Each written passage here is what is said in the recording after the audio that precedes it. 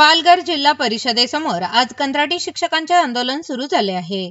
सेवेत कायमस्वरूपी समावेश करून घेण्याच्या मागणीसाठी ओबीसी, व्हीजेएनटी, एनटी आणि एसबीसी प्रवर्गातील शेकडो शिक्षकांनी जिल्हा परिषद कार्यालयासमोर आंदोलनाला सुरुवात केली आहे।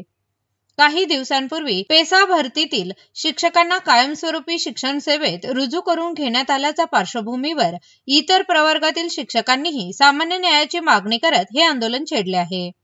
कंत्राटी शिक्षकांना तत्काळ कायमस्वरूपी सेवेत समाविष्ट करावे अशी आंदोलनकर्त्यांची प्रमुख मागणी आहे।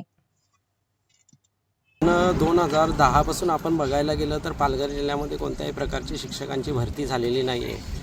तर त्यानंतर शासनाने कंत्राटी पद्धतीने आम्हाला नियुक्त्या दिल्या आणि आम्हाला शाळेवर रुजू करून घेतलं। परंतु आता अशी परिस्थिती निर्माण झालेली आहे की कंत्राटी शिक्षक जे आहेत ते मानधनावर काम करत आहेत आणि त्यांना कोणत्याही नोकरीमध्ये स्थैर्य प्राप्त झालेलं नाही आहे। तर आमची अशी या निमित्ताने मागणी आहे की कंत्राटी शिक्षकांना सामावून घेतलं पाहिजे आणि त्यांना न्याय मिळाला पाहिजे।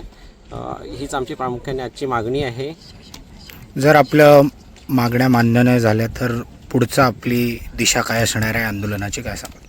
आम्ही आता 16 तारखेपासून हे आंदोलन चालू केलं आहे, 16 आणि 17 तारखेला। त्यानंतर जर शासनाने आमच्याकडे जर प्रशासनाने लक्ष दिलं नाही तर आम्ही 18 तारखेपासून आम्ही अतिशय तीव्र असं आंदोलन करणार आहेत आणि समाजातील लोकांना आणि सगळ्या कुटुंबासह आम्ही हे आंदोलन अजून तीव्र करू आणि आमचा न्याय आहे तो आम्ही शासनाकडून नक्कीच मिळवू।